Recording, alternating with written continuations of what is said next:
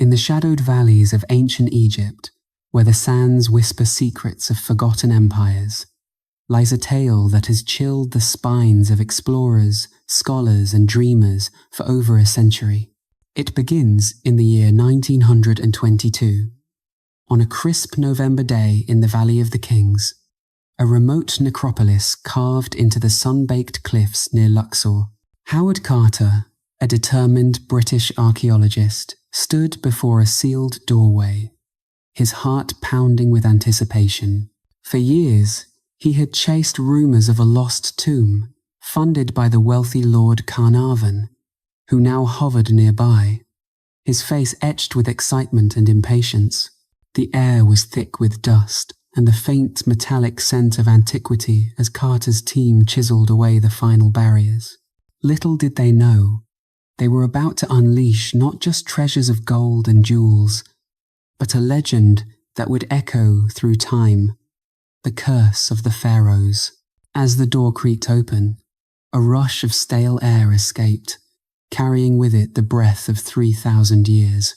Carter peered into the darkness with a flickering candle, his voice trembling as he uttered those famous words. Wonderful things. What lay before him was the intact tomb of Tutankhamun, the boy king who had ruled Egypt briefly during the 18th dynasty. Around 1323 before the Common Era, the chamber glittered with artifacts, golden chariots, jeweled scarabs, and the iconic death mask that would soon captivate the world. But amid the splendor, an invisible shadow loomed. Whispers among the workers spoke of ancient spells, inscribed warnings meant to protect the dead from the living. Though no explicit curse was found etched on the walls of Tutankhamun's tomb, contrary to popular myth, the idea took root like a vine in fertile soil. Within months, tragedy struck. Lord Carnarvon, the expedition's patron, succumbed to a mysterious illness. It started with a mosquito bite on his cheek, which became infected, leading to blood poisoning and pneumonia. He died in Cairo on April 5th, 1923, at the age of 57. At the exact moment of his passing, legend has it, the lights in the city flickered out, and back in England, his beloved dog howled and dropped dead. Newspapers across the globe sensationalized the event, dubbing it the Curse of the Pharaoh. Sir Arthur Conan Doyle, the creator of Sherlock Holmes and a believer in the occult, suggested that elementals or guardian spirits had been awakened. The press ran wild with stories. Death shall come on swift wings to him who shall disturb the peace of the king. This phrase, though not from Tutankhamun's tomb, was borrowed from other ancient Egyptian inscriptions and amplified into a global phenomenon. But Tutankhamun's curse was not isolated. It drew from a deeper well of pharaonic maledictions that stretched back millennia. In the tombs of earlier rulers and nobles, actual curses were carved into stone, invoking divine wrath upon tomb robbers and desecrators. Take, for instance, the curse of Ankhtifi, a nomarch from the 9th or 10th dynasty, around 2100 before the Common Era. His tomb inscription warned, "Any ruler who shall do evil or wickedness to this coffin, may Hemen not accept any goods he offers, and may his heir not inherit." Here, the punishment extended beyond death, threatening to sever familial lines and eternal offerings crucial for the afterlife in Egyptian belief. Even more vivid is the curse from the tomb of Kentika Ikeki, a 6th dynasty official from around 2300 before the Common Era. "As for all men who shall enter this, my tomb impure, there will be judgment. I shall seize his neck like a bird. I shall instill fear of myself into him." This evokes a visceral image of supernatural vengeance, the deceased rising as a spectral force to throttle intruders. And then there is the infamous curse of Amenhotep, son of Hapu. Not a pharaoh himself, but a revered architect and scribe under Pharaoh Amenhotep III in the 18th dynasty. His malediction was exhaustive.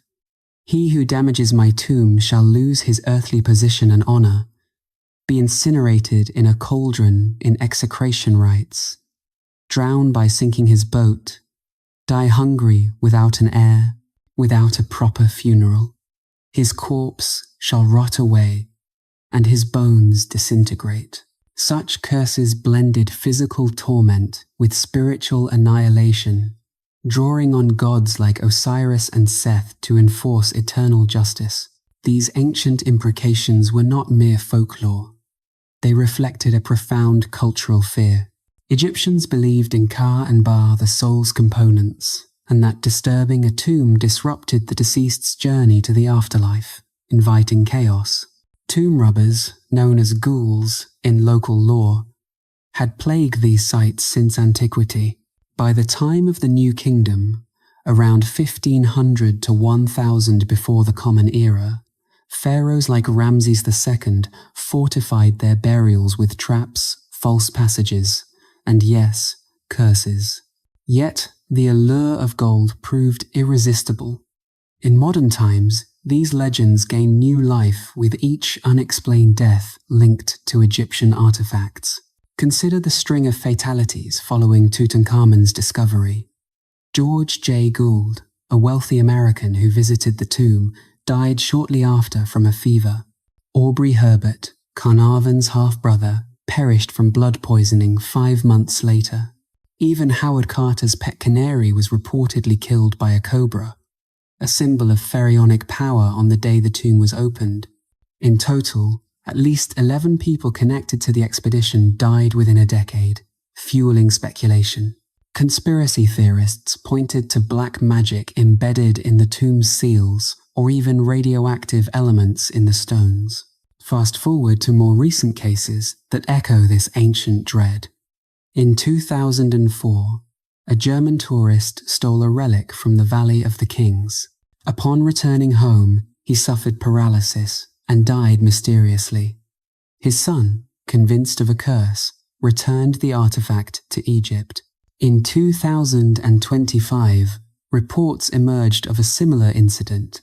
An archaeologist handling artifacts from a newly discovered tomb in Luxor experienced sudden organ failure, prompting whispers of pharaonic retribution. These stories blend with broader conspiracies, like the unlucky mummy artifact from the British Museum, allegedly responsible for dozens of deaths and even linked to the sinking of the Titanic in 1912. According to lore, the mummy's case was aboard the ship, cursing it to doom. Yet, amid the thrill of these tales, science offers a counter-narrative, demystifying the curses without diminishing their cultural power. Recent studies, including one from Cable News Network in 2024, highlight the role of toxic molds like Aspergillus flavus found in sealed tombs. These fungi, thriving in the damp, organic-rich environments of mummified remains, can release spores causing respiratory illnesses, explaining Carnarvon's pneumonia-like symptoms.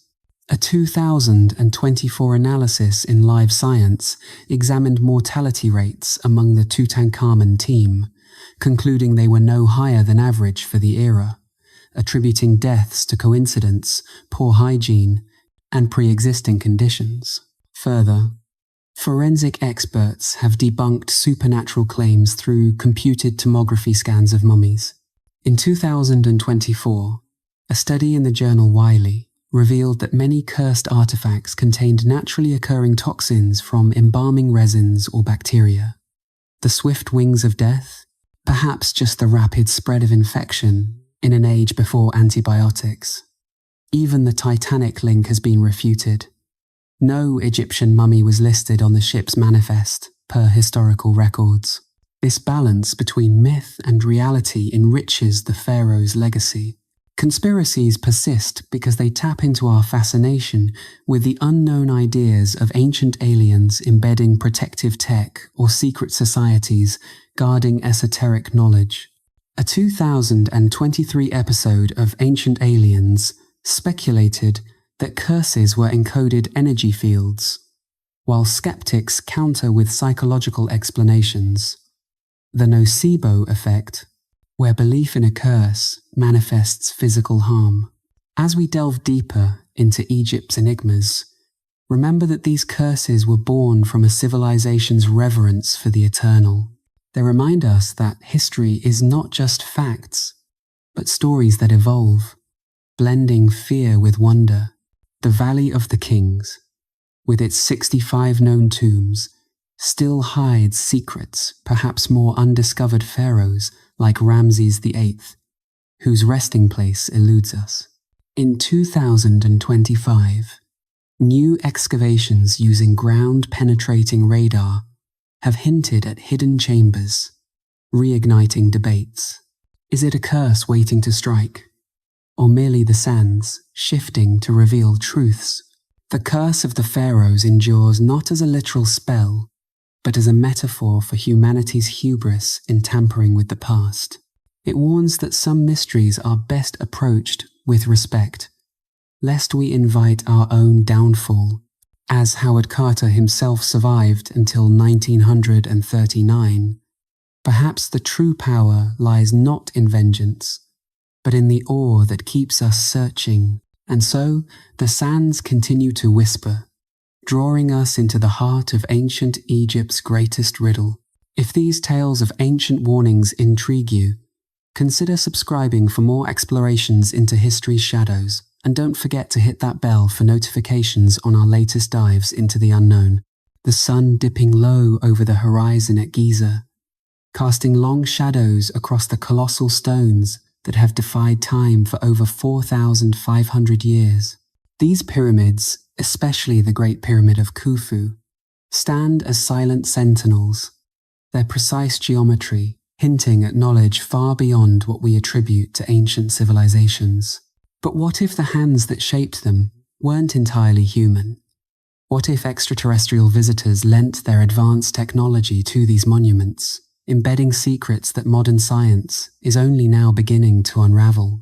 This notion, often dismissed as fringe fantasy, gains fresh intrigue with recent discoveries that blur the line between myth and possibility. Deep beneath the plateau, scans conducted in 2025 have revealed vast underground structures stretching nearly 2,000 feet below the surface. Researchers using ground-penetrating radar and acoustic imaging announced in July of that year the presence of massive artificial formations, cylinders, chambers, and tunnels that form what some call an underground city.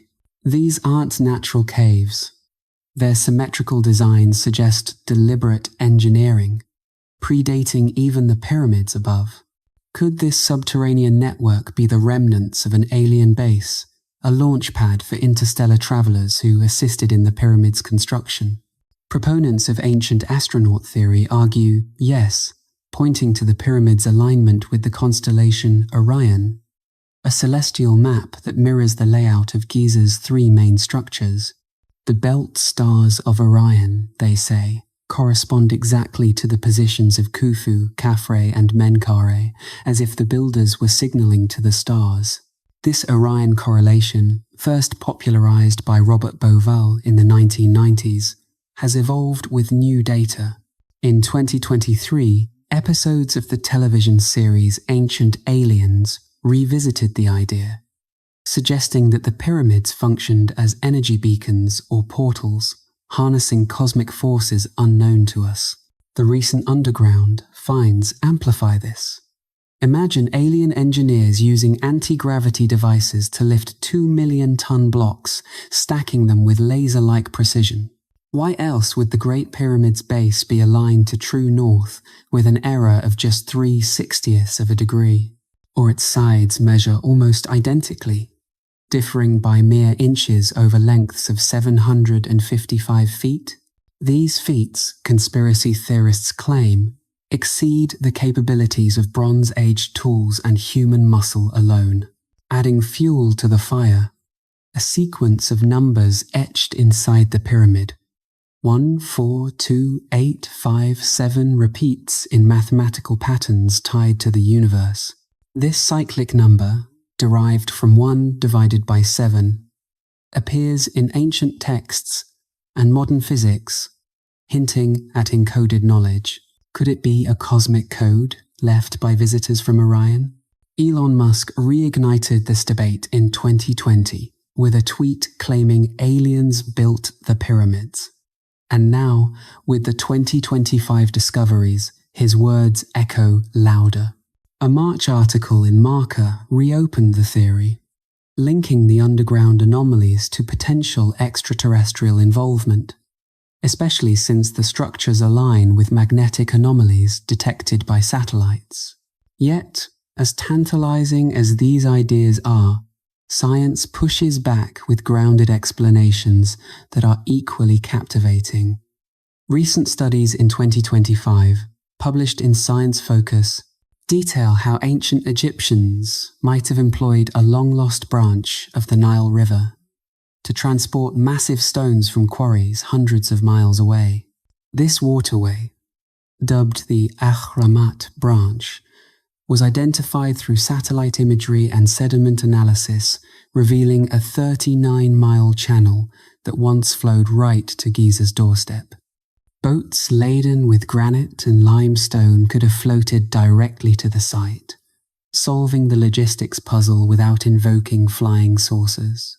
Engineers now model this with computer simulations, showing how seasonal floods provided the perfect conveyor belt for construction materials. Delving deeper, the pyramid's internal design, its corridors, chambers, and shafts, once seen as mystical portals, are now interpreted through engineering lenses.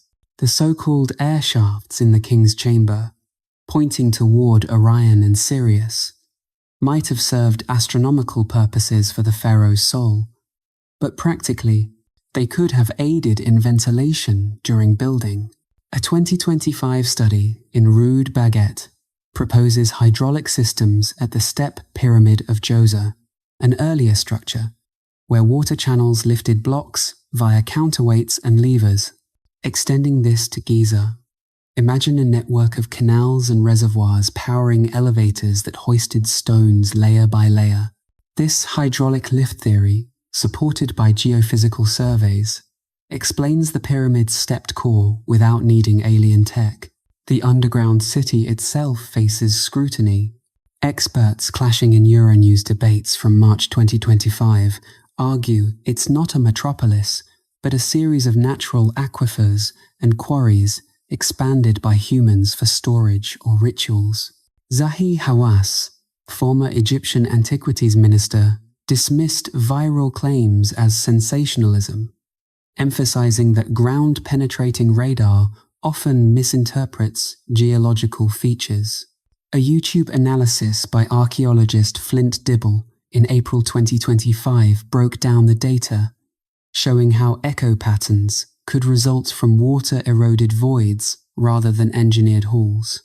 Still, the anomaly near the Western Cemetery, reported in Popular Mechanics in July, includes L-shaped structures that hint at undiscovered tombs or workshops, practical extensions of the pyramid complex, not stargates. This tug-of-war between extraterrestrial hypotheses and empirical evidence keeps the pyramid's allure alive. Consider the precision of the stones. Joints so tight a razor blade can't fit between them. Alien theorists invoke plasma cutters or sonic levitation, drawing from ancient texts like the Emerald Tablets of Thoth, which describe rays of light shaping matter. A recent post on X from the Third Eye Activation channel in June 2025 speculated that Giza's apex served as a stargate, aligning with celestial nodes for interdimensional travel. They tie this to global myths of sky gods descending to teach humanity, from Sumerian Anunnaki to Egyptian Ra. Countering this, a 2025 paper in Answers in Genesis examines the radar data skeptically, attributing the underground features to biblical flood remnants, another alternative narrative, but one rooted in human history rather than aliens. Meanwhile, bioarchaeology adds layers. Skeletons unearthed in 2025, as reported in Marker, show a diverse workforce from Nubia and beyond, suggesting organized labor camps with ramps and sleds lubricated by water and mud. This human ingenuity shines in experiments recreating the process.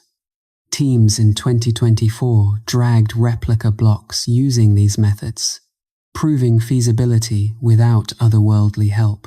The Great Pyramid's mathematical encodings further intrigue.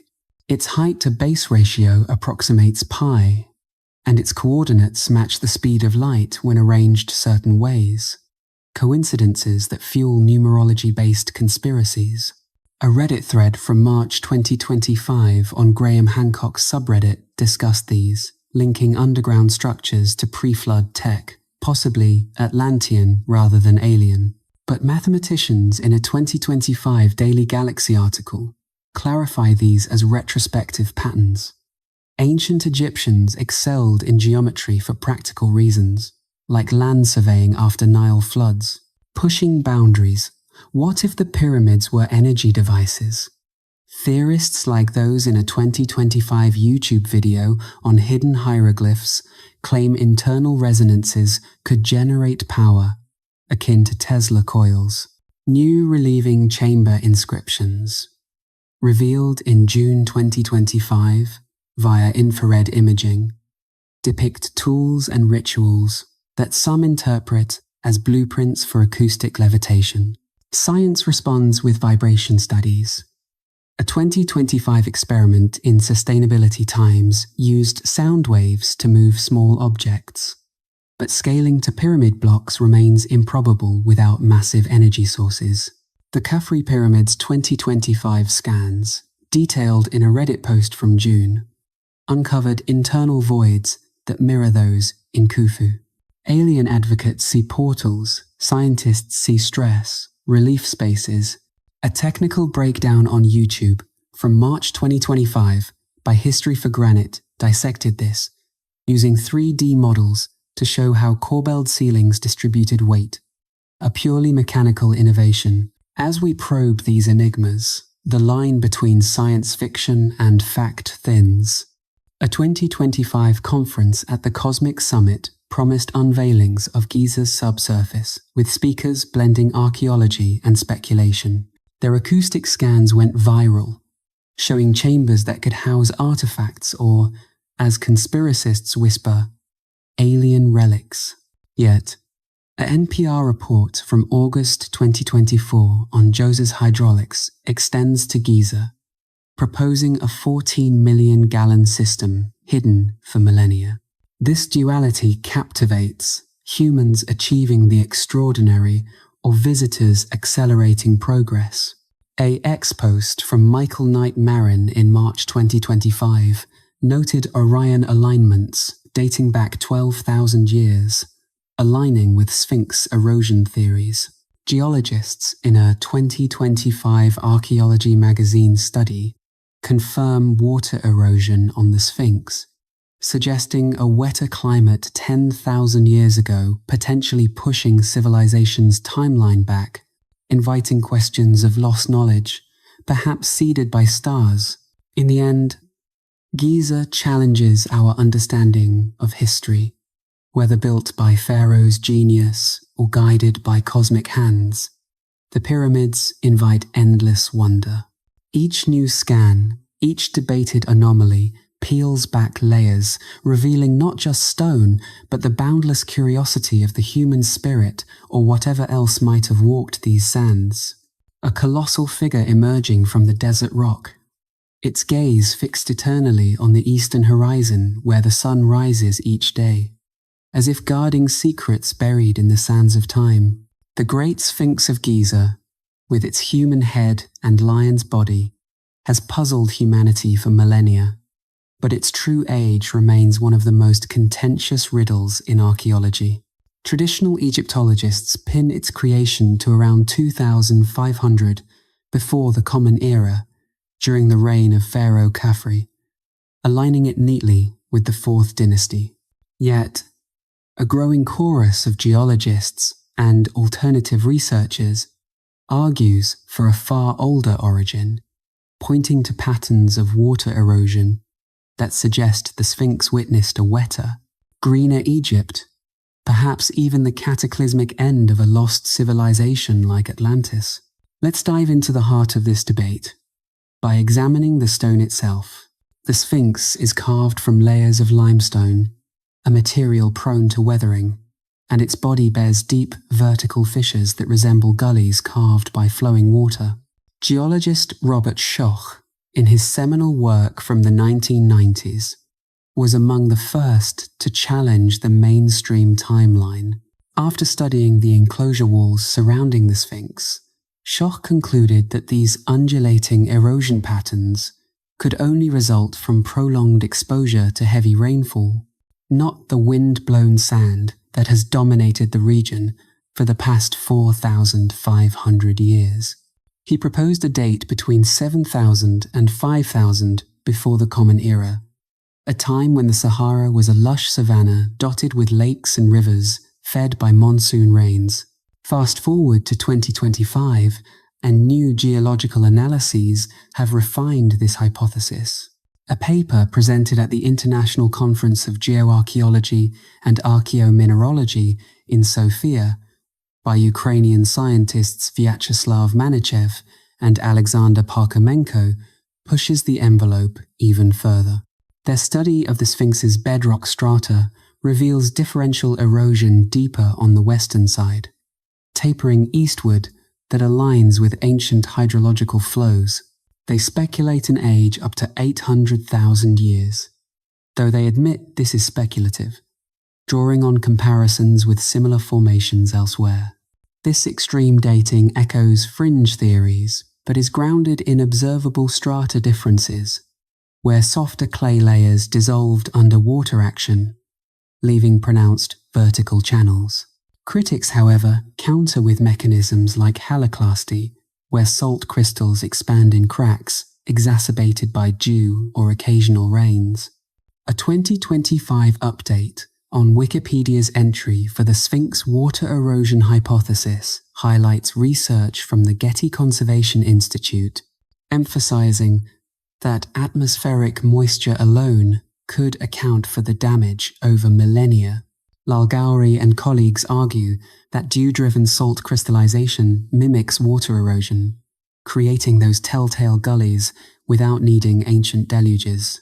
This view maintains the Sphinx's age at 4,500 years, fitting seamlessly with Old Kingdom artifacts found nearby. But the intrigue deepens when we consider the Sphinx's disproportionate features. Its head is notably smaller than the body, suggesting it might have been recarved from an earlier form, perhaps a lion, or even an Anubis figure to resemble Khafre. John Anthony West, inspired by French mystic Schwaller de Lubitsch, popularized this idea in the 1980s, linking it to Plato's Atlantis. In his accounts from the Timaeus and Critias, Plato describes an advanced island civilization destroyed by floods around 9,600 before the Common Era. Could the Sphinx be a survivor of that era, its erosion scars bearing witness to the cataclysmic rains that submerged Atlantis? Alternative theorists like Graham Hancock amplify this connection. In his 2025 reflections on ancient mysteries, Hancock posits that the Sphinx's leonine body aligns with the zodiac age of Leo, around 10,500 before the Common Era, when the constellation rose due east. At the vernal equinox, this astronomical alignment, he argues, encodes a message from a pre-dynastic civilization, possibly Atlantean refugees, who fled rising seas and resettled along the Nile. The water erosion, in this framing, isn't just weathering. It's evidence of a global flood that reshaped the world, mirroring myths from Sumeria to the Americas. Recent discoveries in 2025 add layers to this narrative. Ground-penetrating radar scans, detailed in a July report from the Daily Mail, have uncovered a shaft plunging beneath the Sphinx, intensifying speculation about an underground city. Scientists revealed complex chambers extending up to 1.2 kilometers deep, including L-shaped structures and potential tunnels linking to the pyramids. A New York Post article from June describes a second hidden city beneath Giza, with tomographic imaging showing cube-like formations that some interpret as artificial. These findings echo Edgar Cayce's psychic visions from the 1930s, predicting a hall of records under the Sphinx, containing Atlantean knowledge texts on advanced technologies, lost histories, and prophecies. On X, user Jason Reza Georgiani speculated in March 2025 that these spirals and chambers are staircases to Atlantean archives, suggesting a colony beneath the plateau. Another post from Holden Carlotta in July highlights massive structures discovered under the Sphinx, potentially rewriting human history. These viral claims fuel conspiracy circles, where the Sphinx is seen as a gateway to forbidden truths, perhaps energy devices or star maps left by ancient visitors. Skeptics, including Egyptologist Zahi Hawass, dismiss these as sensationalism. In a 2025 Euronews interview, Hawass explained the anomalies as natural aquifers or quarries expanded for practical purposes, like storing tools during pyramid construction. Geological evidence from the Mokattam Formation supports this. The limestone's Eocene origins show natural fissures that wind and salt have exploited over 4 millennia. Peter Lacavara, curator at the Michael C. Carlos Museum, attributes some erosion to quarrying activities, not prehistoric floods. Yet, the Sphinx's nose, or lack thereof, adds another twist. Long blamed on Napoleon's troops or medieval iconoclasts, 2025 forensic reconstructions suggest natural erosion played a role, with wind scouring the softer stone.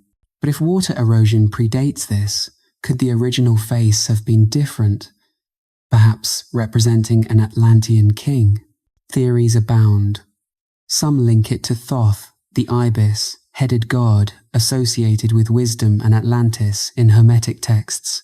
The emerald tablets, purportedly from Thoth, describe halls beneath the Sphinx holding records of a sunken land. Exploring further, a 2025 study in Archaeology magazine examines wind's role in shaping the Sphinx. Researchers at New York University recreated ancient conditions with clay models, showing how steady winds could sculpt yardang-like forms resembling a sphinx.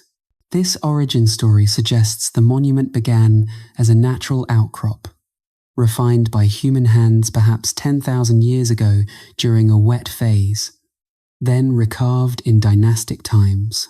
This hybrid theory bridges mainstream and alternative views. Erosion from both water and wind, with human intervention at multiple stages. Farouk Elbaz's 1981 proposal in Smithsonian Magazine gains new traction, positing the Sphinx as a yardang formed by aeolian processes, but 2025 experiments confirm water's influence in initial shaping. The Atlantis link persists through Plato's tales, sourced from Egyptian priests who spoke of a war between Athens and a seafaring empire 9,000 years before Solon. If the Sphinx dates to that epoch, its erosion could mark the floods that ended the Ice Age, melting glaciers and raising seas. Geologists in a 2025 Digital Savior blog discuss Hancock's alignment theories, tying the Sphinx to precessional cycles, subtle wobbles in Earth's axis that shift the stars over 26,000 years. Imagine standing before the Sphinx at dawn 10,500 before the Common Era, Leo rising, the Nile flooding verdant plains, and Atlantean survivors carving a guardian to commemorate their lost home. This vision captivates because it challenges our linear history, suggesting cycles of rise and fall. A Reddit thread from 2025 on Graham Hancock's subreddit debates these alignments, with users citing satellite data showing Giza's layout mirroring Leo's stars. But evidence against is compelling. No artifacts predate the Old Kingdom in the enclosure, and the Sphinx Temple's blocks match Khafre's pyramid quarry. Climatological records show rains persisted into the 3rd millennium before the Common Era, allowing for erosion without pushing dates back millennia. A Quora discussion from 2025 explains mainstream views. Occasional Nile floods and dew sufficed for the patterns observed. Underground scans keep the mystery alive. A YouTube video from August 2025 details chambers under the Sphinx with acoustic imaging revealing voids that could be tombs or halls. Theorists like Billy Carson link this to Anunnaki spaceports, but scientists see ritual spaces or water reservoirs. The Sphinx's symbolism, lion body for strength, human head for intellect, mirrors Atlantean ideals of harmony. In Egyptian lore, it's Hor-em-Akhet, Horus of the horizon, guarding the gateway to the afterlife. If linked to Atlantis, it becomes a beacon for lost knowledge, perhaps encoding survival lessons from catastrophe. As 2025 unfolds, more digs promise answers. A BBC report hints at permits for exploring the shaft, potentially unveiling inscriptions or artifacts. Until then, the Sphinx stares onward, its weathered face a canvas for our projections, ancient sentinel or Atlantean relic. This enigma invites us to question, what if our history is deeper, our origins more mysterious?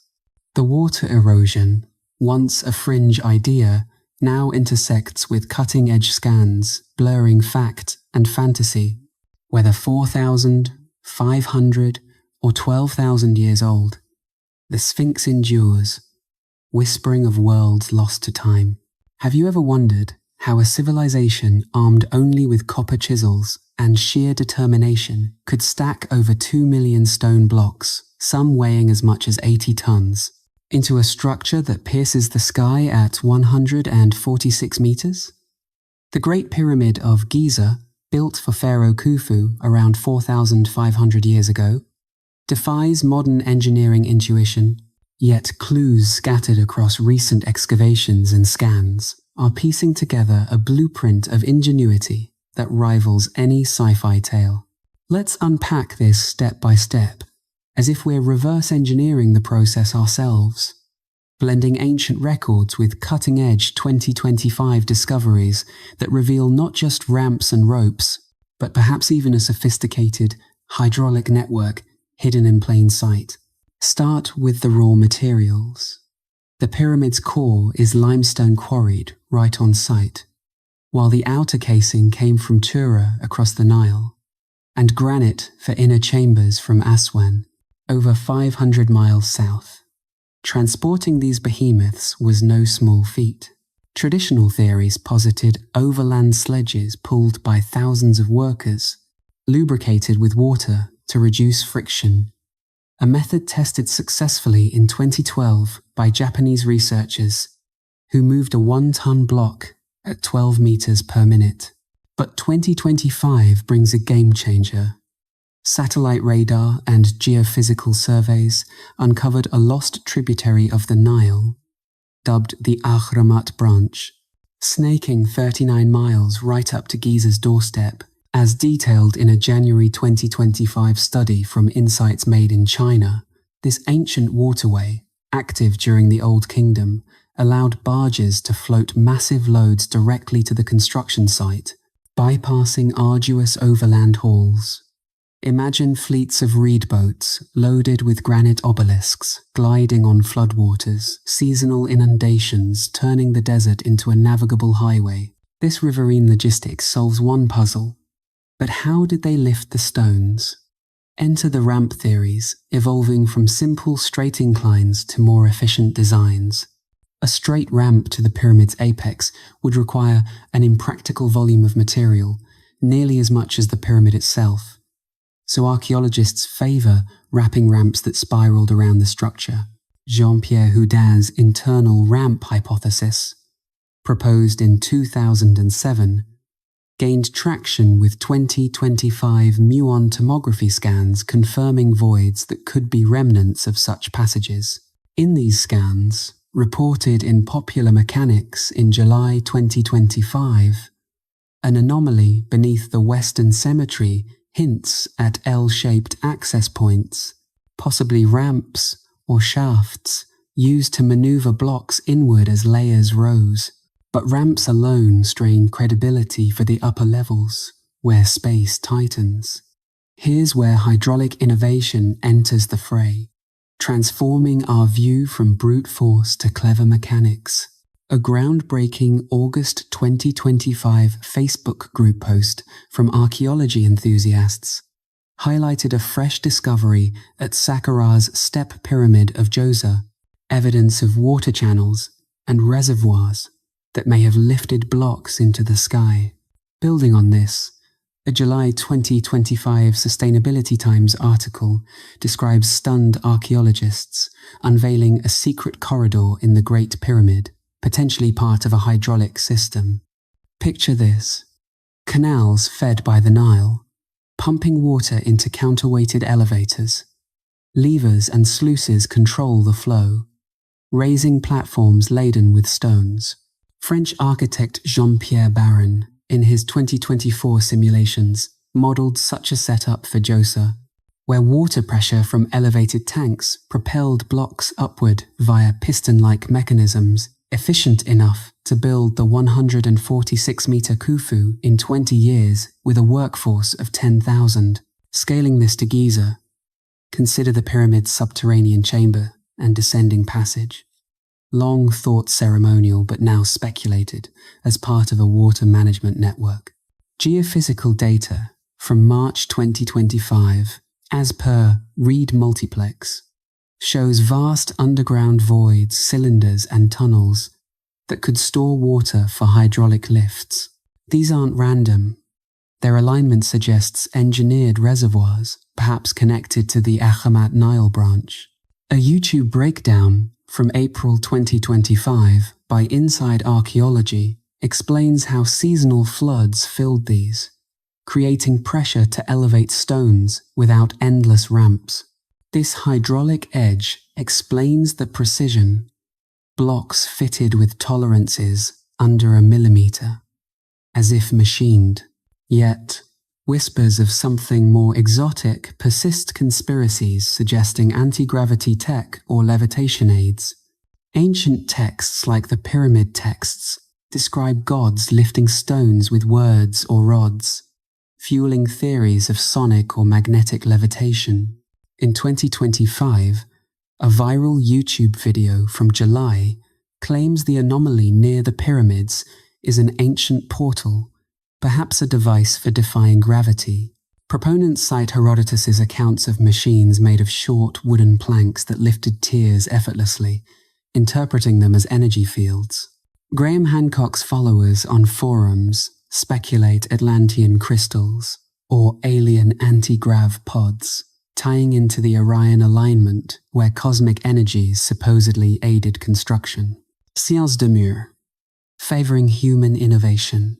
Copper pollution in Giza sediments, noted in a 2025 Life Science report, points to extensive tool-use chisels and saws embedded with quartz for cutting granite. Workers' villages, unearthed in 2024, reveal bakeries, breweries, and medical facilities supporting a skilled labor force. Not slaves, but paid professionals from Nubia and beyond. Economic angles emerge. Pharaohs mobilized resources through taxes and corvée labor, with ramps built from construction debris, recycled as fill. Delve deeper into the toolkit. Dolerite pounders for shaping, wooden levers for prying, and papyrus ropes for pulling. Experiments in 2025, as per Science Focus in September, recreated these. A team in Cairo used scaled models to lift 10-ton blocks via switchback ramps at a 5-degree incline, aided by wet sand sledges reducing friction by 50%. This low-tech brilliance shines in the pyramid's casing. Polished Tura limestone, reflecting sunlight like a beacon, achieved with abrasive sands and copper tools. For the capstone, often gilded, theories vary. Some posit a final ramp removed post-construction. Others, a central shaft for hoisting. 2025's muon scans in the Great Pyramid's Grand Gallery reveal relieving chambers that distributed weight, allowing internal work without collapse. A Popular Mechanics piece from July suggests these housed hydraulic counterweights, massive stone slabs balanced on water-filled pivots, easing the ascent of upper blocks. Nubian labor adds a multicultural twist. Skeletons from 2025 digs show diverse origins, with diets rich in fish indicating river-based lives. This workforce, per a Marker article in 2025, included engineers from across the empire, blending techniques, perhaps even early pulleys inspired by Mesopotamian ziggurats. But archaeologists like Mark Lehner emphasize organization, the pyramid as a state project, with quarries marked by worker gangs' names. 2025 radar in the Eastern Cemetery uncovered workshops with copper residues, confirming on-site forging. Hydraulics gain credence from Jose's step design. Channels there, per a 2025 YouTube from History for Granite, funneled water to raise platforms stepwise. Extending to Giza, imagine the Nile's flood pulse powering bellows like pumps, lifting blocks in synchronized heaves. Economic modeling in 2025's academia papers estimates costs equivalent to billions today, funded by Nile agriculture, labor diversity, women grinding grain, men hauling paints, a vibrant sight, not drudgery. Anti-gravity skeptics cite physics. No evidence of exotic matter. Instead, clever geometry. The pyramid's 8-sided concavity, visible at equinoxes, aids stability during build, per 2025 drone surveys. Underground aqueducts, from March 2025 Reed Multiplex, could irrigate ramps, keeping mud slippery for sledges. This ties to the Osirion at Abydos, with water features mirroring Giza's potential hydraulics. In essence, the build method evolves from ramps to rivers and lifts, a testament to Egyptian prowess. Yet, the tingle of mystery lingers. What if hidden chambers hold blueprints for lost tech? 2025's Sustainability Times Corridor Discovery teases this, a passage potentially for tools or rituals. As scans probe deeper, we glimpse a civilization mastering nature, damming floods, channeling forces, stacking eternity. The pyramid stands not as alien artifact, but human triumph, though who knows what 2026 will unearth. Deep within the Earth's embrace beneath the Giza Plateau, where the weight of millennia presses down on hidden voids, modern scanners have peeled back layers of mystery that could rewrite the story of human civilization or plunge us into realms of speculation that border on the otherworldly. Picture the scene. In March of 2025, an international team of geophysicists huddled over radar screens in a dusty tent, their faces illuminated by glowing data points, revealing enormous cylindrical structures, plunging nearly 2,000 feet underground. These aren't mere caves or fissures, they're symmetrical, artificial formations that stretch across an area the size of a small city, complete with tunnels and chambers that defy easy explanation. As reported in a groundbreaking paper on ResearchGate in March 2025, these megastructures beneath Khafre's pyramid include massive, tube-like voids that some researchers describe as engineered, sparking debates that echo through academic halls and online forums alike. What lies in these depths? The discovery, announced amid controversy, builds on earlier hints from muon tomography, a technique that uses cosmic rays to peer inside solid rock like an X-ray for stone giants. Back in 2017, The Scan Pyramids project stunned the world with a 30-meter void inside Khufu's Great Pyramid, a space hovering above the Grand Gallery that could be a hidden chamber or structural relief. But 2025 escalates this. New scans of Menkare's pyramid, the smallest of Giza's trio, uncovered similar voids, including a potential corridor snaking toward uncharted territory. A YouTube analysis from May 2025 details how these empty spaces, detected via non-invasive muon detectors, align in ways that suggest deliberate design, perhaps ramps for construction, or, more tantalizingly, access to subterranean networks. Venturing further into this underworld, the radar revelations from March 2025 paint a picture of complexity that rivals any labyrinth from myth. Italian-Scottish researchers, using high-frequency synthetic aperture radar, claim to map a second hidden city mirroring shafts found 2,000 feet below Khafre. As covered in the Jerusalem Post in June 2025, these include L-shaped anomalies and cube-like formations that extend horizontally for hundreds of meters, potentially linking the pyramids in a subterranean web. One anomaly, described in Popular Mechanics in July 2025, appears as a potential portal, a vertical shaft dropping straight down, its walls smooth and uniform, hinting at ancient excavation or natural enhancement. Could this be an entrance to lost tombs or something far stranger? The allure of these voids lies in their potential to harbor secrets untouched since the Pharaohs' era or even before. Conspiracy circles buzz with ideas of an Atlantean repository where crystalline artifacts or scrolls detail forgotten technologies. Imagine descending into one of these chambers. The air grows cooler.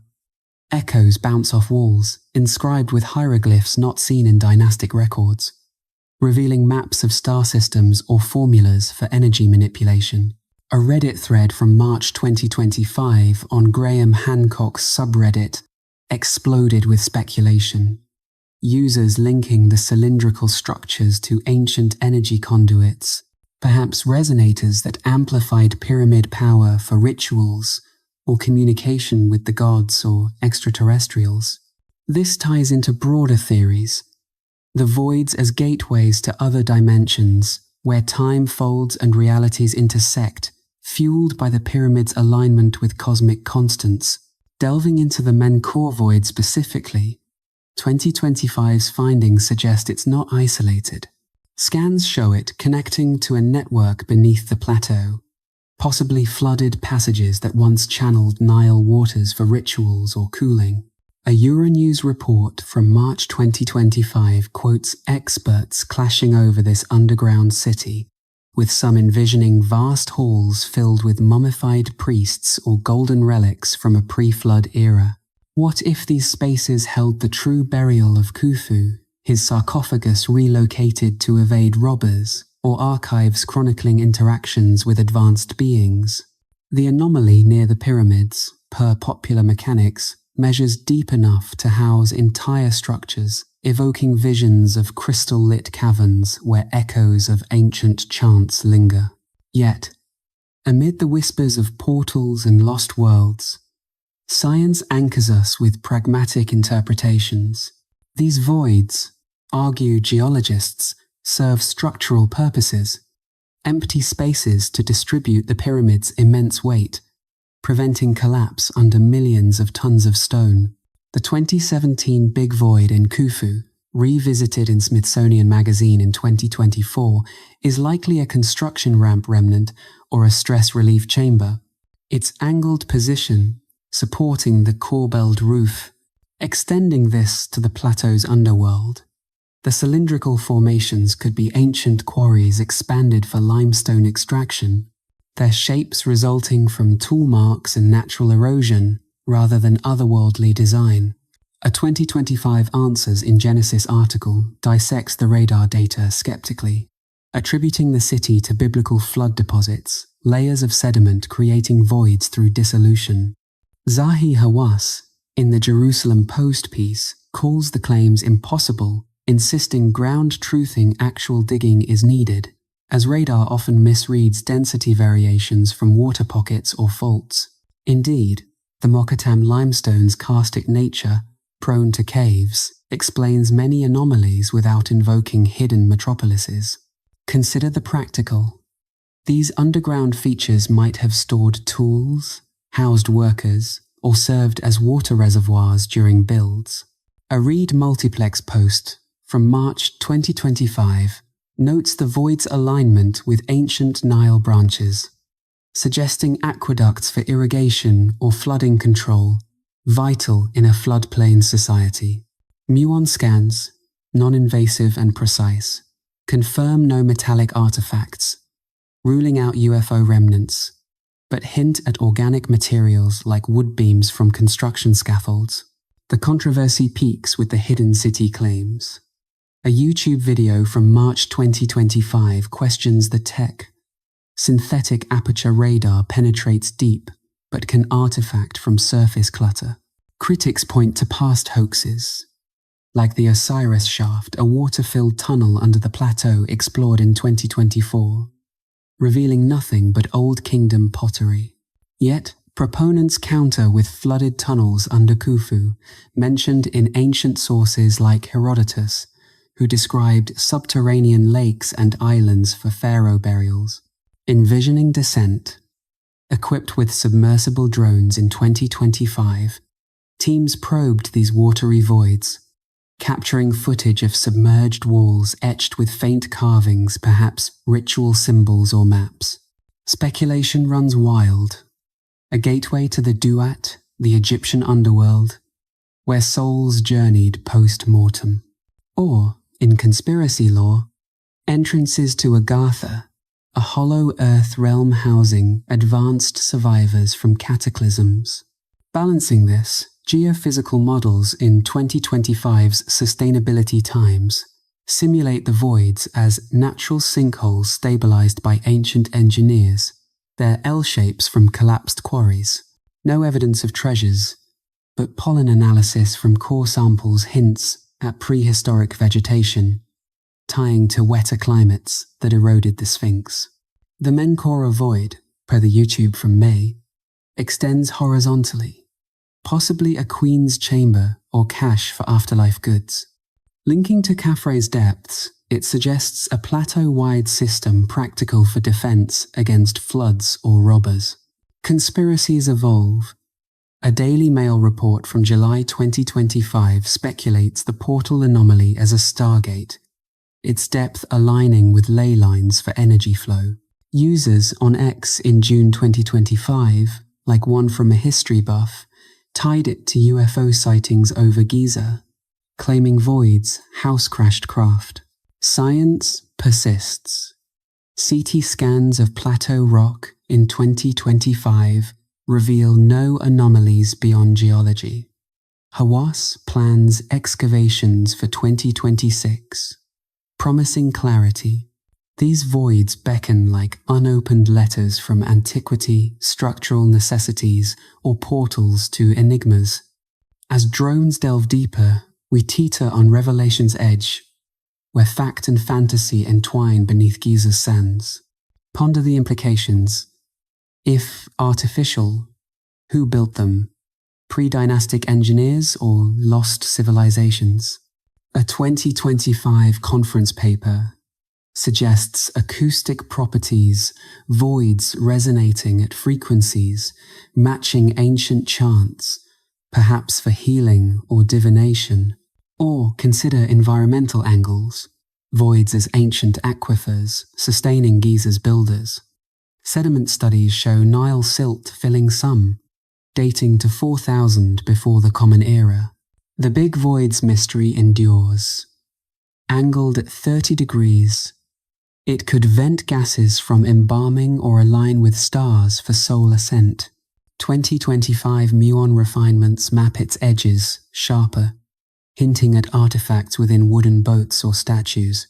Beneath Menkora, a similar space might hold undiscovered mummies per speculative models. Linking to plateau tunnels, It evokes a subway for the dead passages for processions. Conspirators whisper of global connections, voids mirroring those under Teotihuacan or Bosnian pyramids, a worldwide network for ancient knowledge exchange. Yet, data grounds us. No radiation spikes, no exotic materials, just limestone, echoing human ambition. As 2025 closes, new permits allow robotic exploration cameras snaking into darkness, beaming back images that could confirm tombs or debunk myths. These subterranean secrets hold the plateau's pulse, a hidden heartbeat syncing with surface wonders. Whether caskets of kings or echoes of emptiness, they compel us to dig deeper, questioning what lurks in shadows below our feet. Step into the scorched embrace of the Valley of the Kings, where the cliffs rise, like silent guardians, over a necropolis that has cradled Egypt's mightiest rulers for over 3,000 years. This narrow gorge in Luxor, carved by ancient floods and human ambition, hides more than 65 known tombs, each a portal to the Pharaoh's eternal quest for immortality. But in 2025, the valley has yielded fresh revelations that stir the soul tombs unearthed after centuries of slumber, whispering of undiscovered royals and spectral watchers that some swear still patrol the shadows. As archaeologists brush away the dust from these new finds, questions multiply.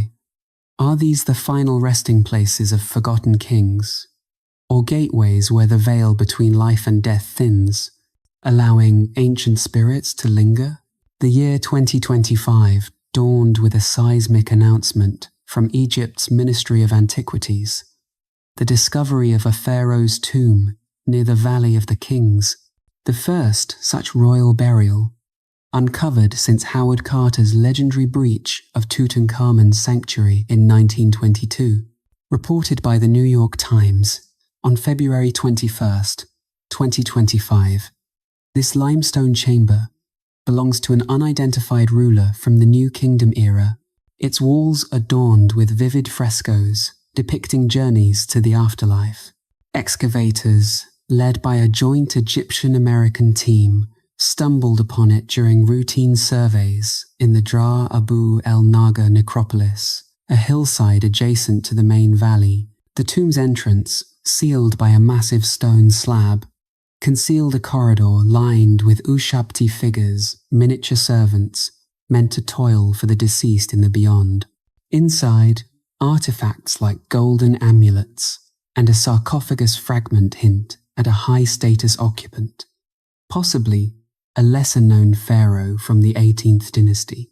This find echoes an even more electrifying revelation just days earlier, on February 19th, as covered by the BBC.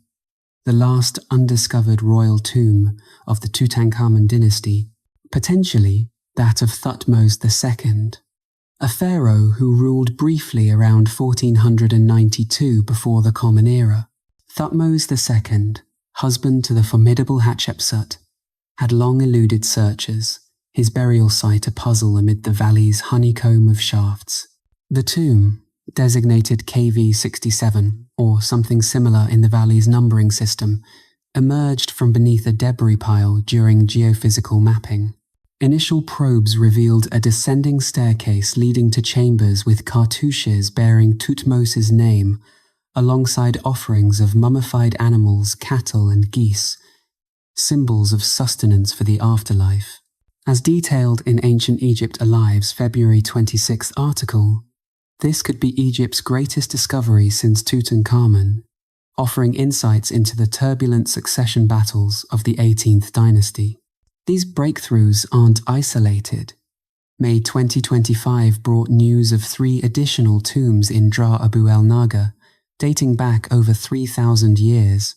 As Archaeology magazine reported on May 30th, these belong to elite officials from the New Kingdom, their interiors bursting with painted scenes of banquets and Nile voyages.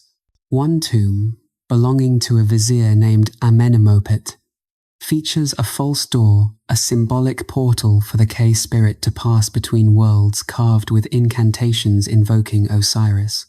Another holds canopic jars intact, their lids shaped as falcon, baboon, jackal, and human heads guarding the viscera of the dead.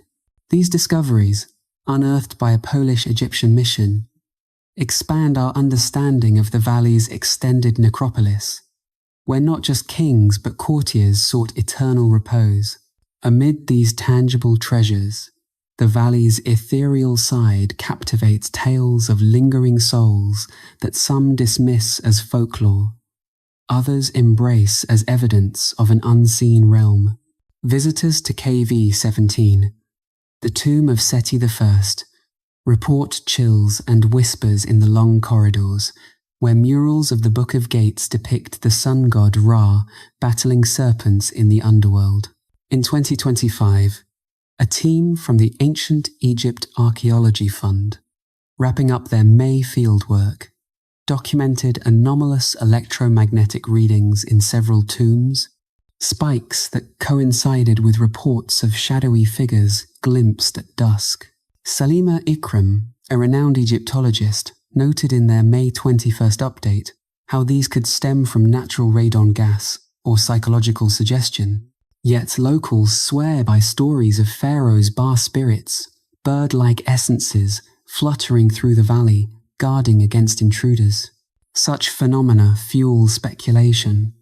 Is the valley a thin place, where the Duat, the Egyptian netherworld, bleeds into our reality? Conspiracy enthusiasts point to the screaming mummy of unknown man E, discovered in 1886 but re-examined in 2025, with CT scans revealing a bound, agonized figure, perhaps Prince Pentuer, executed for plotting against Ramses III.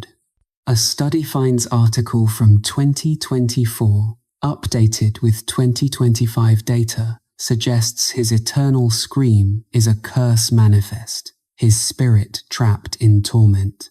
Night guards at the site whisper of orbs glowing lights hovering near KV-35, the cache tomb holding Amenhotep II and others, as if royal essences convene in the dark. Yet, science illuminates these shadows, the electromagnetic anomalies, likely from iron-rich rocks in the Theban hills, creating natural fields that toy with instruments and human senses. A 2025 Wiley Journal study on tomb microclimates attributes whispers to wind funneled through shafts, amplified by the valley's acoustics. As for the new tombs, bioarchaeological analyses of the animal offerings detailed in the fund's report reveal butchering techniques that match ritual texts, with meat cuts symbolizing offerings to gods like Anubis. These weren't mere provisions, but encoded messages, ensuring the deceased's safe passage. The valley's design itself harbors enigmas. Why this arid wadi, flanked by peaks resembling a natural pyramid? Egyptologists argue it symbolized the primordial mound of creation, a sacred space where kings became gods. But 2025's Reuters report from March 27th unveils another layer, a tomb in Abydos for an unidentified pharaoh, its proximity to the valley suggesting an expanded royal burial zone. This chamber, with its limestone sarcophagus and star-painted ceiling, mimics the valley's style, hinting at a network of sites chosen for astrological alignments, tombs oriented to capture the sun's rays on solstices, illuminating hidden inscriptions. Ponder the undiscovered. Ramses VIII's tomb remains elusive, its absence teasing that the valley holds more. Ground-penetrating radar in 2025, as per Ancient Egypt magazine's May-June issue, detected anomalies near KV-62 Tutankhamun's site, suggesting adjacent chambers, perhaps for his successors. A YouTube video from February 23rd dramatizes this hunt, with experts speculating on booby traps, collapsing ceilings or poison-laced dust, guardians against the living. Spectral lore intertwines with these hunts. In KV5, the sprawling tomb of Ramses II's sons, explorers in 2025 reported tools moving unaided, chalked up to drafts but fueling tales of child spirits playful in death. Conspiracy sites link this to the Valley Curse, where disturbances awaken Ka energies, life forces that manifest as apparitions. A X-post from an archaeologist in May 2025 described a cold spot in a new tomb where temperatures dropped inexplicably, sparking debates on paranormal residue. Science retorts with psychology. Pareidolia turns shadows into ghosts, while low oxygen in deep shafts induces hallucinations. Yet, the valley's biohazards, ancient bacteria in mummies, lend credence to curses as microbial revenge, as a 2025 CNN health piece explores. These new tombs enrich the narrative. Amenemhotep's chamber yields papyrus fragments with spells against chaos serpents, mirroring the Amduat texts in royal tombs. Thutmose II's site, if confirmed, could clarify Hatshepsut's rise. Her erasure of his legacy, a political ghost haunting history. Imagine wandering the valley at midnight, stars wheel above, mirroring the ceiling of Ramses VI's tomb, where Nut the sky goddess swallows the Sunday footsteps echo yours or a pharaoh's. 2025's discoveries amplify this tension, blending unearthed bones with unseen presences. The animal mummies from May's study ibises and cats reveal isotopic signatures of Nile-fed diets, tying rituals to ecology. But why so many? Perhaps to summon protective deities, their spirits can gak against desecration. Conspiracies escalate. Some claim the new tombs hold forbidden knowledge, alchemical formulas, or star maps, guarded by ethereal sentinels. A forum thread posits electromagnetic fields as spirit barriers, ancient tech to repel intruders. Balancing this, excavations prioritize conservation. Lasers clean frescoes, revealing colors vibrant as the day they dried. The valley, a UNESCO site, faces threats from tourism, yet yields secrets like a hidden cache in KV63, hinted in 2025 surveys. Thutmose's tomb might hold his cedar coffin, inscribed with hymns to Re, shedding light on early monotheistic leanings predating Akhenaten. Dra Abu al-Naga's tombs expose class dynamics. Officials aping royal styles, their eternal houses echoing the valley's grandeur. Spectral encounters persist. A guide in 2025 recounted a voice in KV9, chanting ancient Egyptian recorded and analysed as wind, but the words matched a known spell. The valley's allure lies in this dance. Bones unearthed, spirits evoked. As digs continue, each shovel strike risks awakening guardians or unveiling truths that redefine death's domain.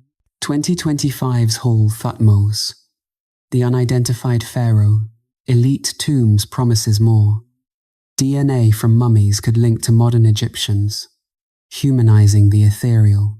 Yet, the Kan-Jer lingers, orbs captured on camera in KV39, dismissed as dust but fueling night vigils. Science maps the tombs with 3D lasers, creating virtual walks where users feel the chill without risk. Conspirators whisper of a valley vortex, a energy nexus drawing souls back. In truth, the valley mirrors our fears and hopes, eternal life. Hidden truths, watchful eyes in the dark. As sunset gilds the cliffs, one wonders, what spirit stirs tonight, and what tomb awaits tomorrow's light? Let's embark on a dialogue between two contrasting minds, as if eavesdropping on a heated debate in a dimly lit Cairo cafe, where the aroma of strong coffee mingles with the weight of ancient secrets. On one side sits Dr. Elena Voss, a renowned occult historian specializing in esoteric traditions, her eyes gleaming with the fire of forgotten rituals. Opposite her is Professor Marcus Hale, a pragmatic archaeologist and biochemist from the University of Oxford, armed with lab reports and skepticism. Their topic?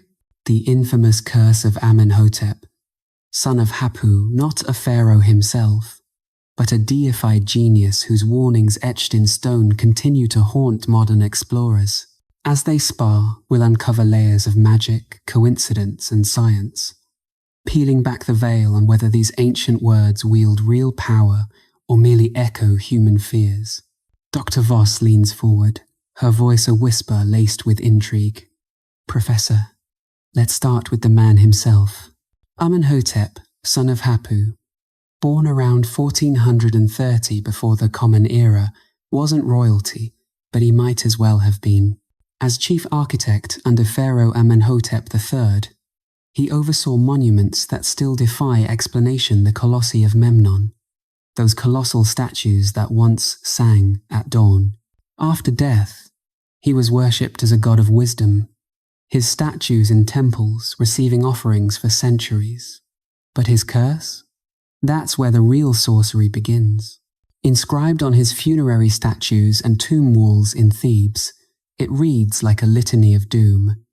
He who damages my tomb shall lose his earthly position and honor, be incinerated in a cauldron in execration rites, drown by sinking his boat in the river, have no heir to succeed him, receive no burial or funeral offerings, die of hunger and thirst, his body shall decay, and his bones shall perish.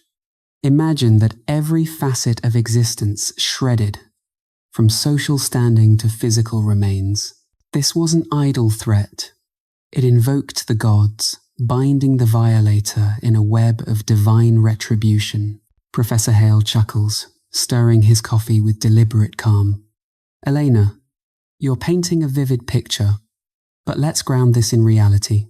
That inscription, preserved on statues now in the Luxor Museum, is indeed detailed far more than most Old Kingdom curses. But context matters.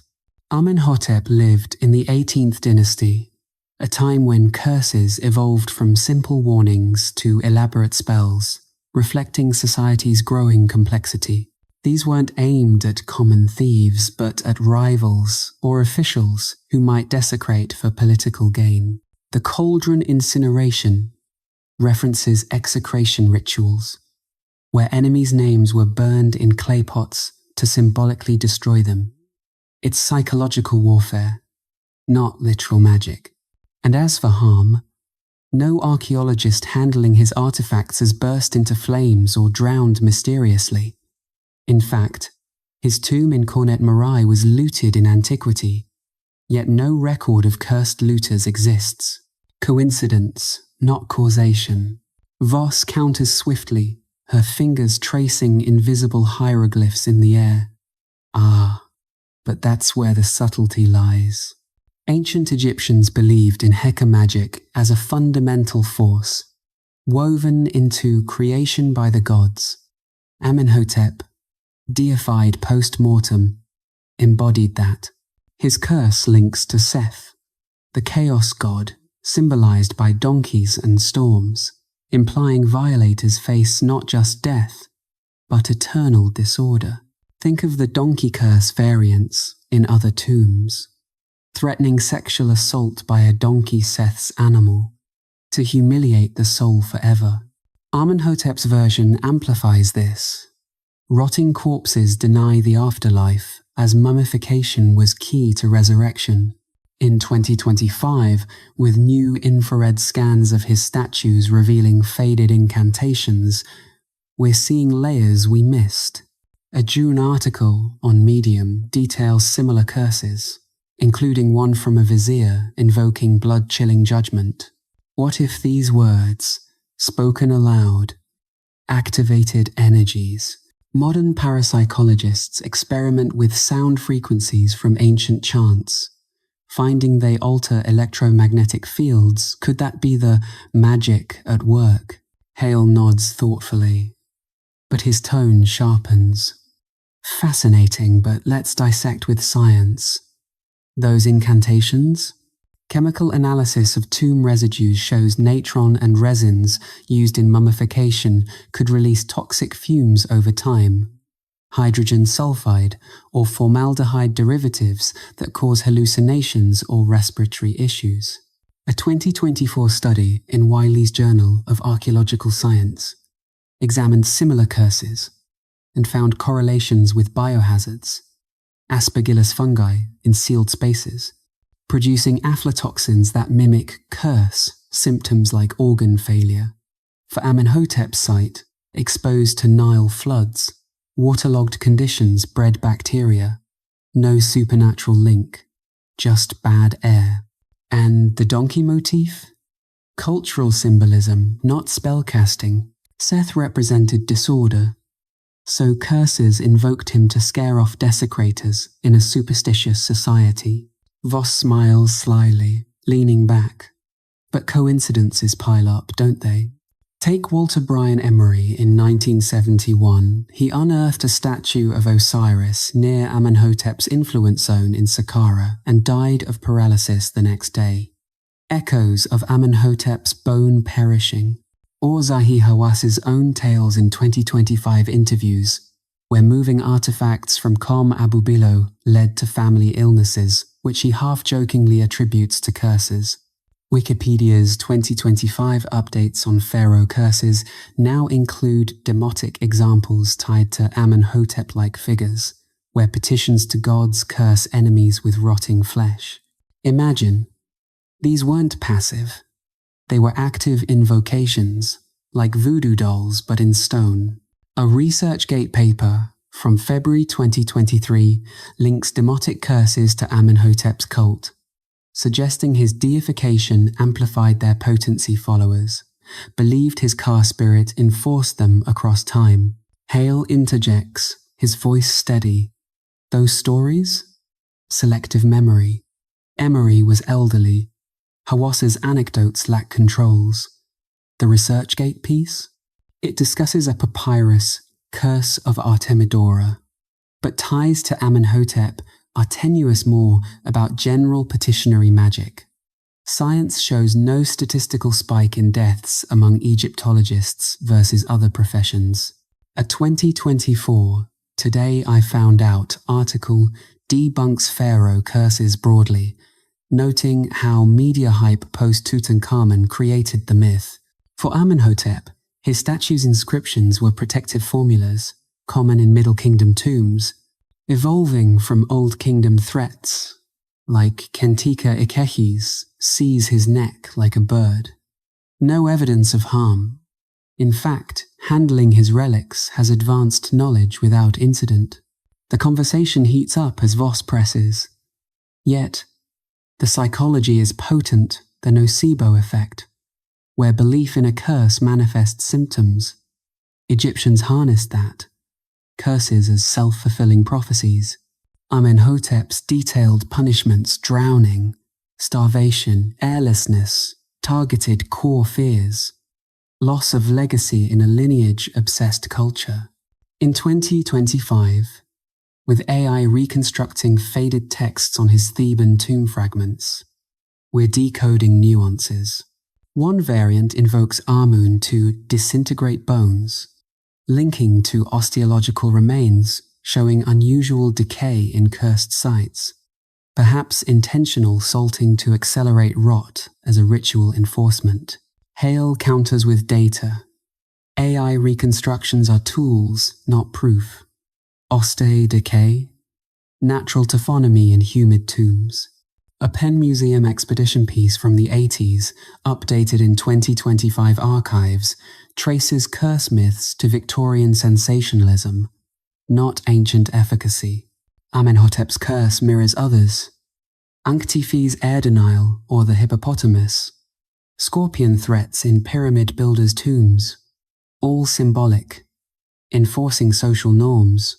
Biochemistry explains curses. Embalming herbs like myrrh release volatiles that irritate lungs, mimicking divine wrath. Voss pivots to broader implications. But what of the Osiris statue curse? In 2025, renewed digs near Amenhotep's memorials uncovered similar effigies with inscribed maledictions.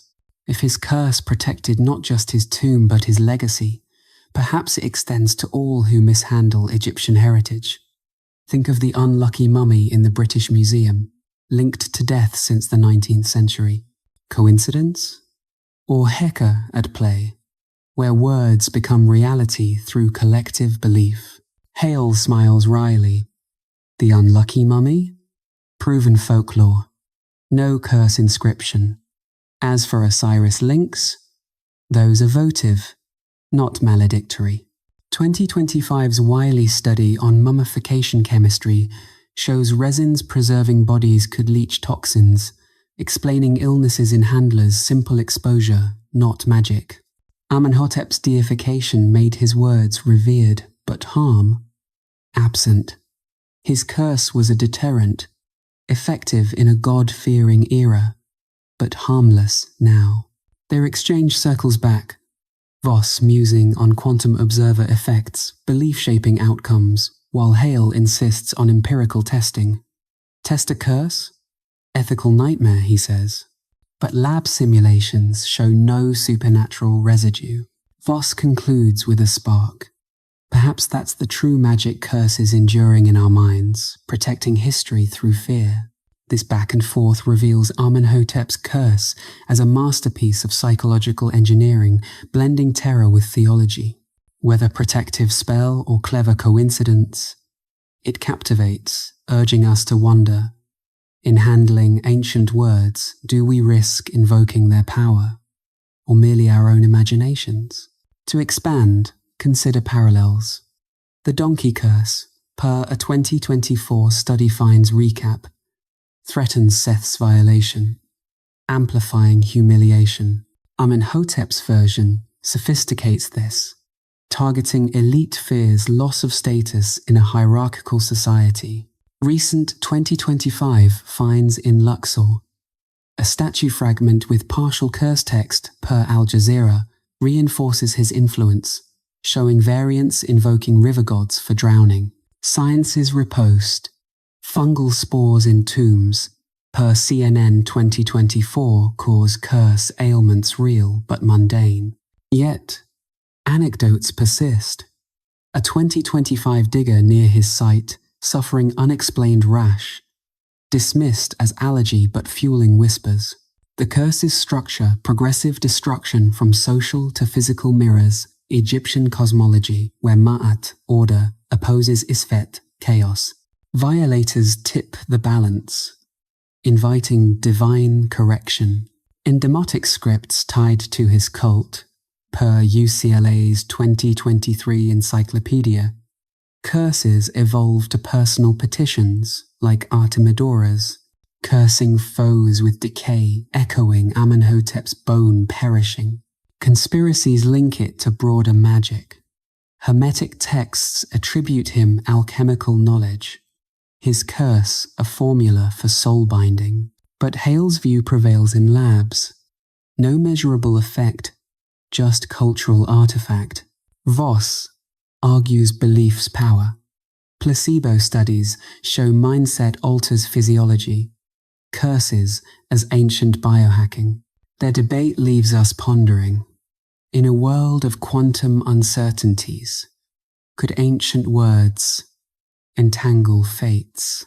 Amenhotep's legacy endures not as curse-bringer, but mind-bender, his words a mirror to our fears. In the golden haze of a Theban dawn, where the Nile's waters shimmer like molten electrum under the rising sun, a young prince ascends the throne, his eyes reflecting the vast empire that awaits his command. Amenhotep III, born around 1400 before the common era to Pharaoh Thutmose IV and Queen Mutemwia, stepped into kingship at the tender age of 12, inheriting a realm at the pinnacle of its power. His reign, spanning nearly 4 decades from approximately 1388 to 1351 before the Common Era, would etch his name as Amenhotep the Magnificent. a pharaoh whose era gleamed with unprecedented prosperity, architectural grandeur, and diplomatic finesse. But beneath this veneer of glory lay enigmas that 21st century discoveries continue to unravel, from reconstructed faces peering across millennia to whispers of hidden agendas that challenge our understanding of ancient Egypt's golden age. As the boy king matured into a formidable ruler, his court buzzed with the energy of an empire stretching from Nubia in the south to the Euphrates in the north. Amenhotep III's early years were marked by regency under his mother Mutimwiya, a woman of non-royal blood whose influence shaped his worldview. By his teens, he had married Tiye, a commoner of remarkable intellect and Nubian heritage, elevating her to great royal wife, a union that produced at least 7 children, including the future Akhenaten. Tiye's prominence, depicted in statues rivaling the pharaohs in size, symbolized a shift toward powerful queens. Her dark skin and features captured in yew wood, sculptures that hint at Egypt's multicultural fabric. Recent 2024 reconstructions of Amenhotep's face, based on his mummy's computed tomography scans, reveal a robust man with a strong jaw and serene expression, far from the idealized youth of his early portraits. As detailed in a May 2024 New York Post article, this facial recreation portrays him as plump and possibly ailing in later years, yet commanding the richest man who ever lived, amassing wealth through trade in gold, ebony, and ivory that dwarfed contemporary fortunes. His diplomatic prowess shone through correspondences etched on clay tablets, the Amarna letters, which survive as testaments to his era's peace.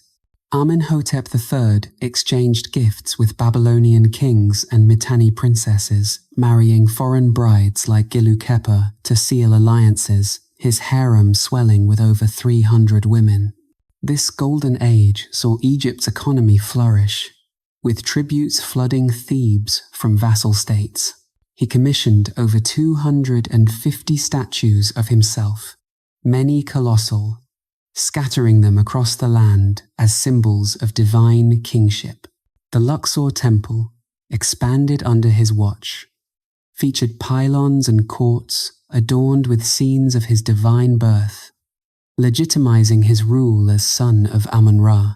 Yet, as we journey through his legacy in 2025, new revelations add layers of intrigue.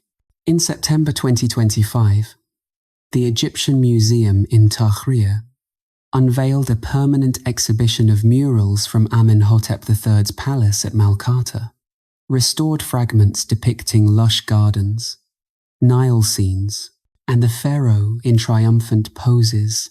These vibrant paintings, as showcased in room 13 behind his and Tiye's statues, offer glimpses into daily life hunting expeditions and banquets that humanize the God King. The exhibition, reported by Top 50 Women Forum, highlights the palace's opulence, with walls once alive, with colors now faded but revived through conservation. Amenhotep's building spree defined his time of gold. The mortuary temple at Kom el Hetan, once the largest religious complex in Egypt, featured the Colossi of Memnon, 2 70-foot quartzite statues of the seated pharaoh, guardians of his eternal house. Though the temple succumbed to earthquakes and floods, the colossi endure, their singing at dawn, a phenomenon caused by dew evaporating in cracks, drawing ancient travelers like Strabo. Recent conservation efforts, as per a March 2025 Facebook update from the German Archaeological Institute in Cairo, focused on the third pylon and lifting alabaster colossi, preserving these giants for future generations. His tomb, KV-22 in the Valley of the Kings, though looted, yielded treasures relocated to KV-35. Including his mummy, now analyzed with 2024 computed tomography scans revealing arthritis and dental issues. signs of a life of excess. These scans, featured in a CNN report from 2024, paint a picture of a man who indulged in rich foods, his obesity contrasting with the athletic ideals of his youth. Amenhotep's religious devotion centered on Amun, yet toward his reign's end, he elevated the Aten solar disk, foreshadowing Akhenaten's revolution. Festivals like his said Jubilee celebrated his 30-year milestone with colossal statues and rituals reinforcing his divinity. But shadows lurk in this golden narrative, conspiracies that portray Amenhotep as guardian of arcane secrets. Some theorists, in a 2024 academia paper, dub him the richest man in history, suggesting his wealth stemmed from alchemical knowledge or extraterrestrial pacts. His Aten worship a code for solar energy tech. The Judean textiles discovered in 2024, as per Bible archaeology report, hint at early monotheistic influences, perhaps secret pacts with Hebrew tribes that shaped biblical lore.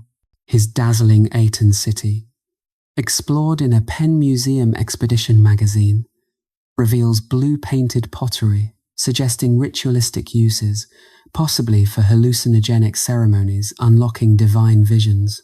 Diplomacy veils intrigue. Marriages to Mitanni princesses like Tadukhepa, possibly Nefertiti, whisper of hidden agendas.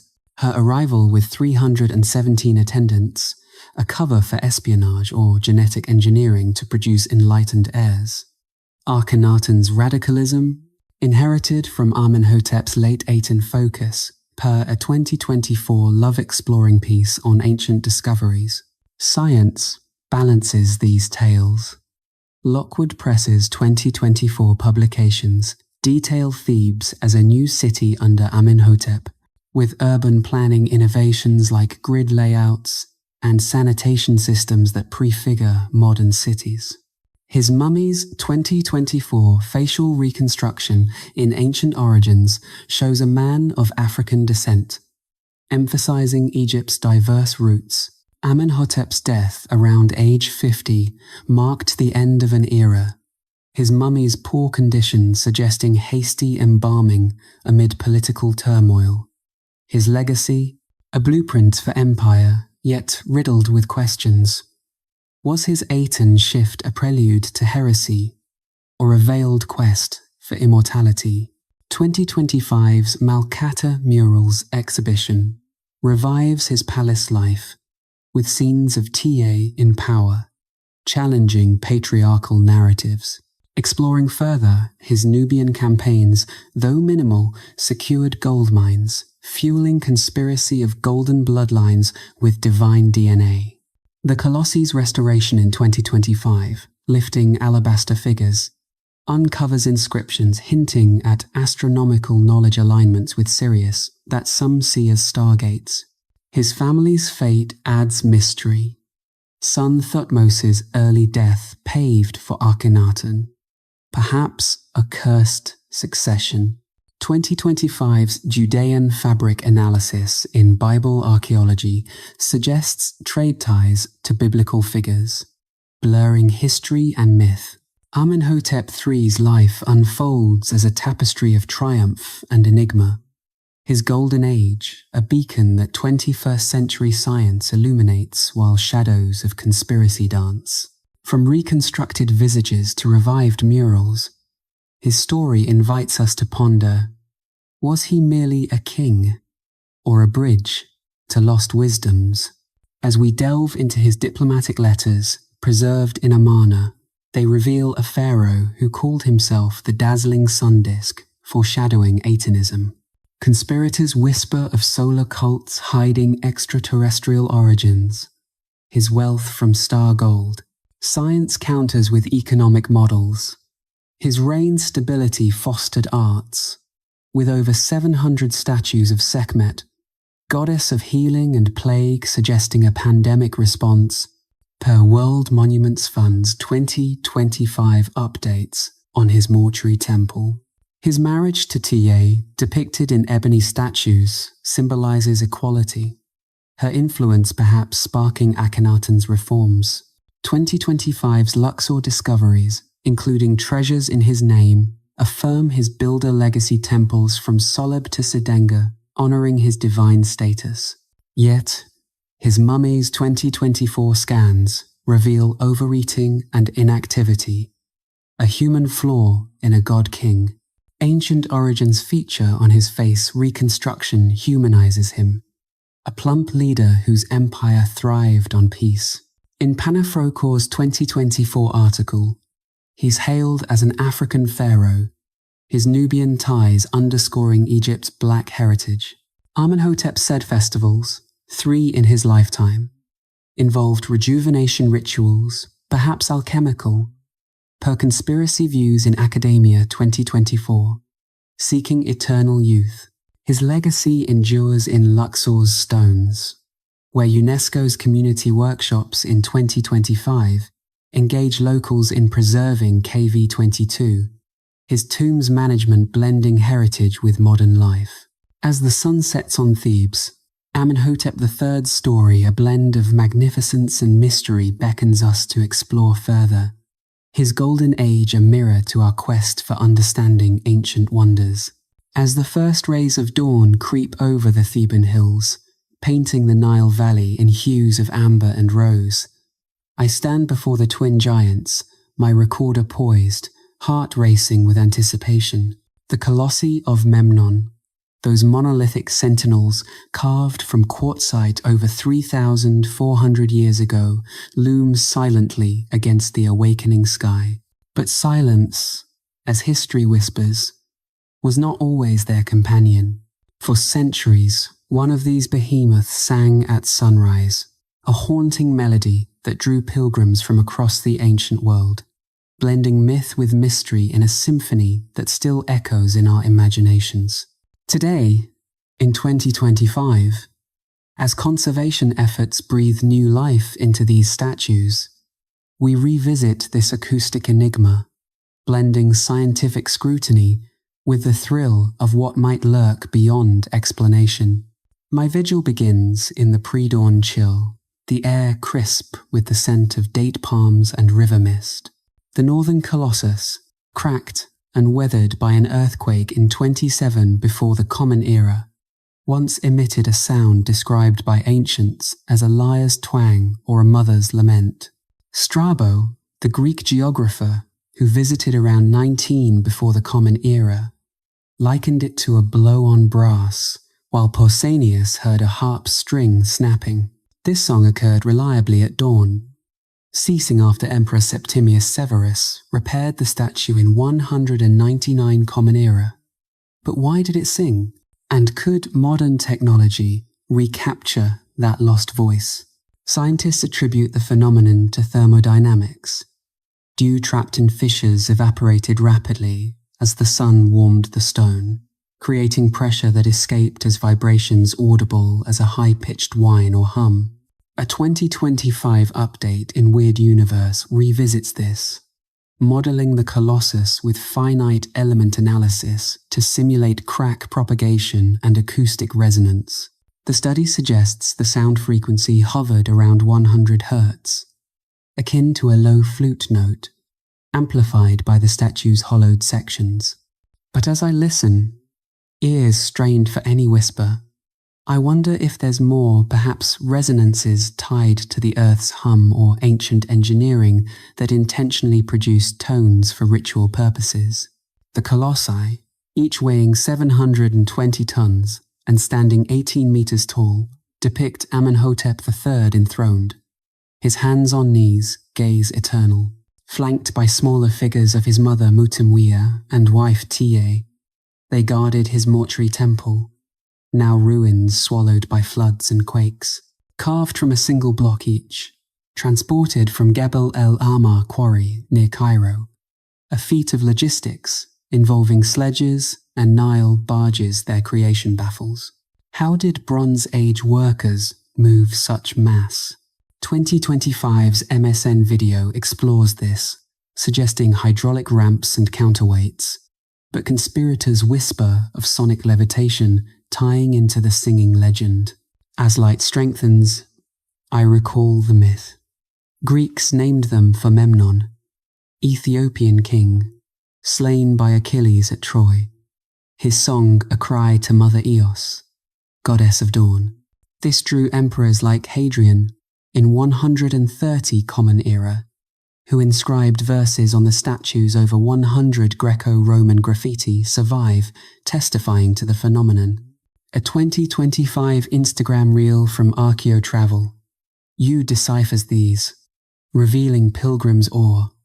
I heard Memnon thrice, one boasts, but was it luck or law? Some days silent, others vocal, perhaps dependent on humidity levels, as evaporation theory posits. Intrigue deepens with 2025's conservation project. The American Research Center in Egypt's January 29th lecture, as posted on X, updates on the Amenhotep III temple conservation, led by Dr. Hurig Saruzian.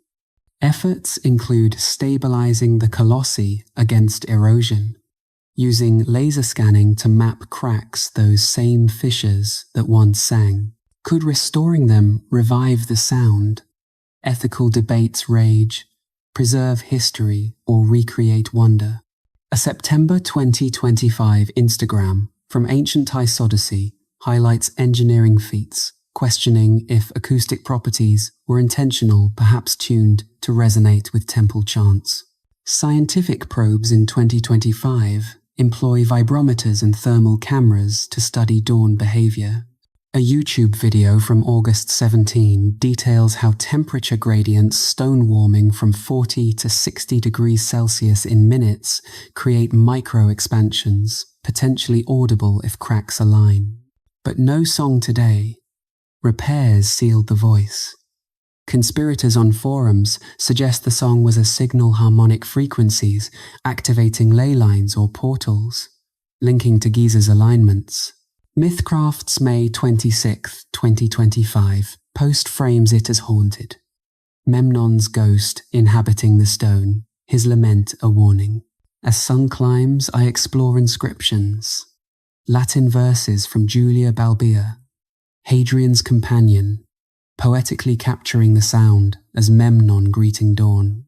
These 107 graffiti, per Archaeotravel's 2025 update, include imperial seals, proving the phenomenon's fame.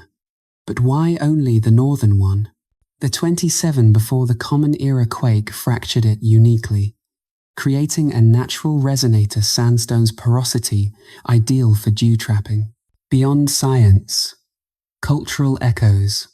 Egyptians called them Rui or Shai, watchers of the necropolis. In folklore, their song heralded oracles' good fortune for hearers.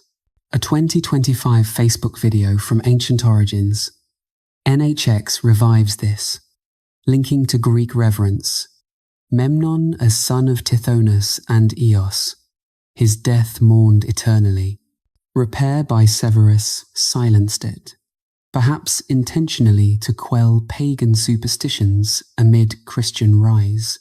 2025's discoveries tie to broader temple digs.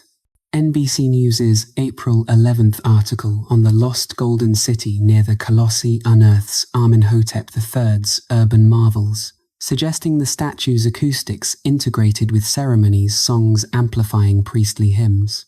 Greek Reporter's April 12th piece on Akhenaten's life sheds light on familial legacy, the Colossi as acoustic monuments to solar worship.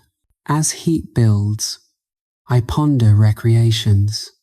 Acoustic engineers, in 2025, simulate the song using 3D models, producing eerie tones via software available on apps for virtual dawn visits. But is it authentic? Conspirators claim original frequencies healed or communicated with gods, citing Pythagorean harmonics. The southern Colossus, intact, never sang its solidity a contrast. Yet both bear quake scars, floods eroding bases.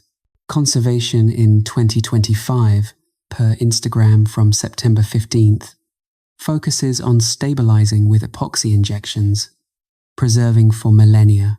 Myth persists. Memnon's blood as black as his Ethiopian roots, his song a racial lament. 2025's cultural studies explore this, linking to African heritage in Egyptian art. As day breaks fully, the colossi stand mute, their mystery intact. But in imagination, I hear the dawn chorus, a reminder that ancient wonders still sing to those who listen. To delve deeper, the phenomenon's cessation post-repair suggests deliberate silencing, perhaps to control pilgrim crowds or suppress Memnon cult. Septimius, an African emperor, might have resonated with the legend, yet chose restoration over mysticism. Scientific alternatives: wine through cracks or quartz piezoelectric effects from thermal stress generating sound waves.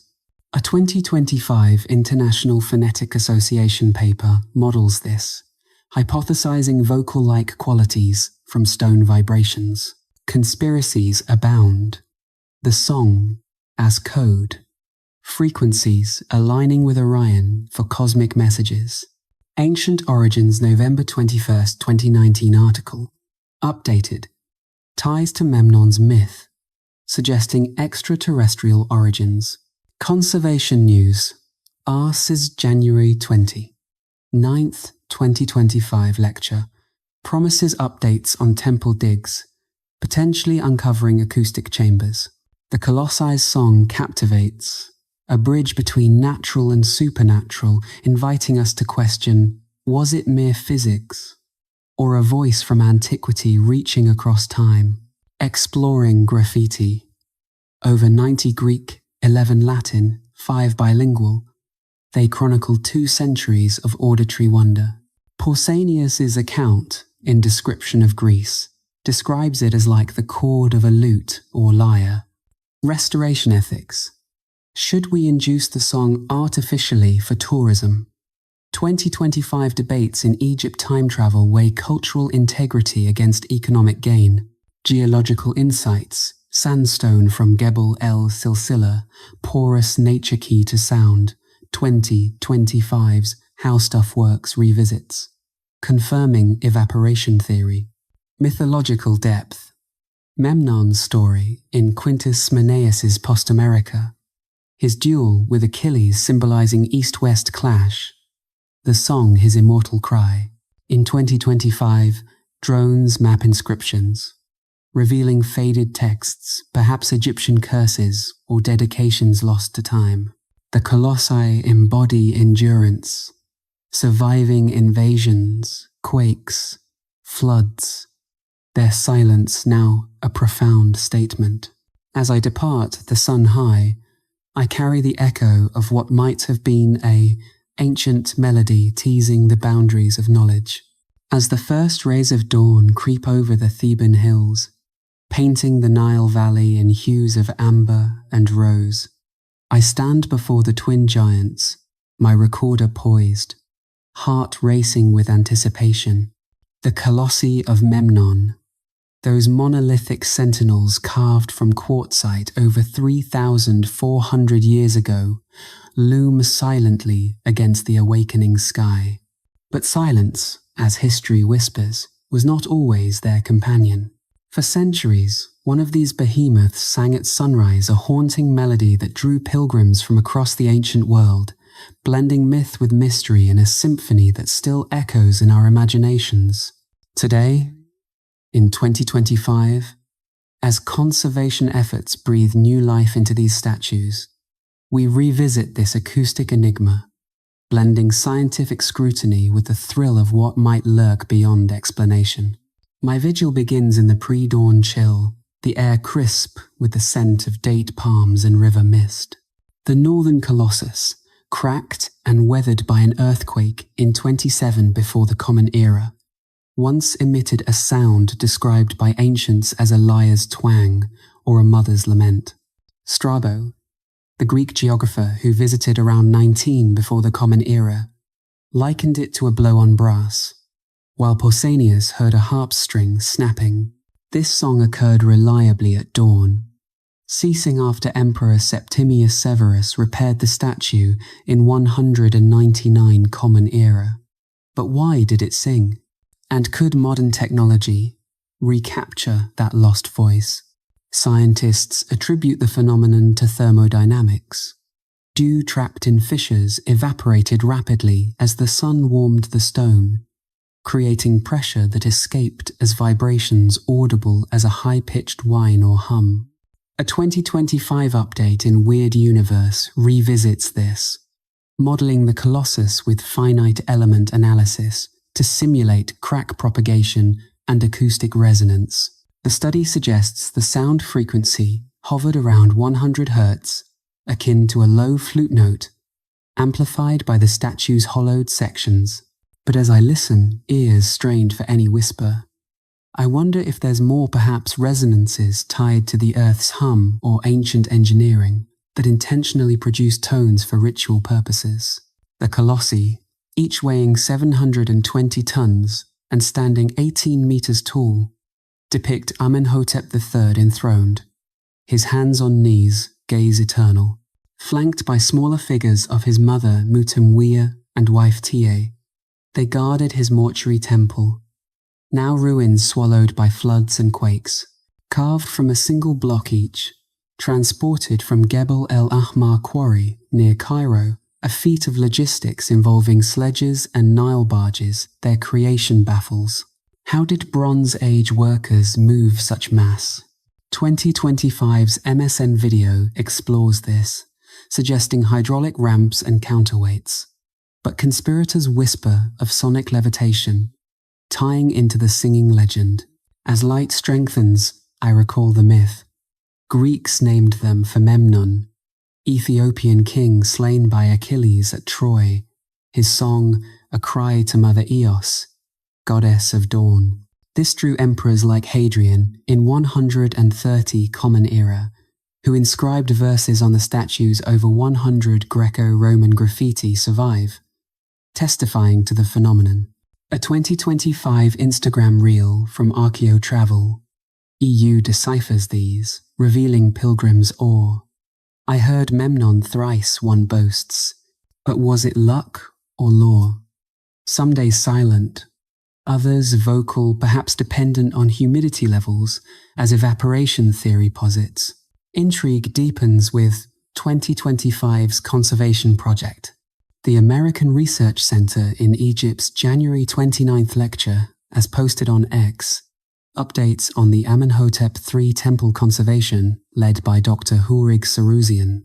Efforts include stabilizing the colossi against erosion, using laser scanning to map cracks those same fissures that once sang. Could restoring them revive the sound? Ethical debates rage. Preserve history or recreate wonder? A September 2025 Instagram from Ancient Ice Odyssey highlights engineering feats, questioning if acoustic properties were intentional, perhaps tuned to resonate with temple chants. Scientific probes in 2025 employ vibrometers and thermal cameras to study dawn behavior. A YouTube video from August 17 details how temperature gradients, stone warming from 40 to 60 degrees Celsius in minutes, create micro-expansions, potentially audible if cracks align. But no song today. Repairs sealed the voice. Conspirators on forums suggest the song was a signal harmonic frequencies, activating ley lines or portals, linking to Giza's alignments. Mythcraft's May 26, 2025 post frames it as haunted. Memnon's ghost inhabiting the stone, his lament a warning. As sun climbs, I explore inscriptions, Latin verses from Julia Balbia, Hadrian's companion, poetically capturing the sound as Memnon greeting dawn. These 107 graffiti, per Archaeotravel's 2025 update, include imperial seals, proving the phenomenon's fame. But why only the northern one? The 27 before the Common Era quake fractured it uniquely, creating a natural resonator sandstone's porosity ideal for dew trapping. Beyond science, cultural echoes. Egyptians called them Rui or Shai, watchers of the necropolis. In folklore, their song heralded oracles' good fortune for hearers. A 2025 Facebook video from Ancient Origins. NHX revives this, linking to Greek reverence. Memnon, as son of Tithonus and Eos, his death mourned eternally. Repair by Severus silenced it, perhaps intentionally to quell pagan superstitions amid Christian rise. 2025's discoveries tie to broader temple digs. NBC News' April 11th article on the lost golden city near the Colossi unearths Amenhotep III's urban marvels, suggesting the statue's acoustics integrated with ceremonies, songs amplifying priestly hymns. Greek Reporter's April 12th piece on Akhenaten's life sheds light on familial legacy, the Colossi as acoustic monuments to solar worship. As heat builds, I ponder recreations. Acoustic engineers in 2025 simulate the song using 3D models, producing eerie tones via software available on apps for virtual dawn visits. But is it authentic? Conspirators claim original frequencies healed or communicated with gods, citing Pythagorean harmonics. The southern Colossus, intact, never sang its solidity a contrast, yet both bear quake scars, floods eroding bases. Conservation in 2025, per Instagram from September 15th, focuses on stabilizing with epoxy injections, preserving for millennia. Myth persists. Memnon's blood as black as his Ethiopian roots, his song a racial lament. 2025's cultural studies explore this, linking to African heritage in Egyptian art. As day breaks fully, the colossi stand mute, their mystery intact. But in imagination, I hear the dawn chorus, a reminder that ancient wonders still sing to those who listen. To delve deeper, the phenomenon's cessation post-repair suggests deliberate silencing, perhaps to control pilgrim crowds or suppress Memnon cult. Septimius, an African emperor, might have resonated with the legend, yet chose restoration over mysticism. Scientific alternatives, wind through cracks, or quartz piezoelectric effects from thermal stress generating sound waves. A 2025 International Phonetic Association paper models this, hypothesizing vocal-like qualities from stone vibrations. Conspiracies abound. The song as code, frequencies aligning with Orion for cosmic messages. Ancient Origins November 21st, 2019 article, updated, ties to Memnon's myth, suggesting extraterrestrial origins. Conservation news. ARSA's January 29th, 2025 lecture promises updates on temple digs, potentially uncovering acoustic chambers. The Colossi's song captivates, a bridge between natural and supernatural, inviting us to question, was it mere physics, or a voice from antiquity reaching across time? Exploring graffiti, over 90 Greek, 11 Latin, 5 bilingual, they chronicled 2 centuries of auditory wonder. Pausanias's account in Description of Greece describes it as like the chord of a lute or lyre. Restoration ethics. Should we induce the song artificially for tourism? 2025 debates in Egypt. Time travel weigh cultural integrity against economic gain. Geological insights. Sandstone from Gebel el Silsila, porous nature key to sound. 2025's How Stuff Works revisits, confirming evaporation theory. Mythological depth. Memnon's story in Quintus Menaeus' Post America. His duel with Achilles symbolizing east-west clash.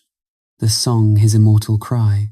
In 2025, drones map inscriptions, revealing faded texts, perhaps Egyptian curses or dedications lost to time. The colossi embody endurance, surviving invasions, quakes, floods, their silence now a profound statement. As I depart, the sun high, I carry the echo of what might have been an ancient melody, teasing the boundaries of knowledge.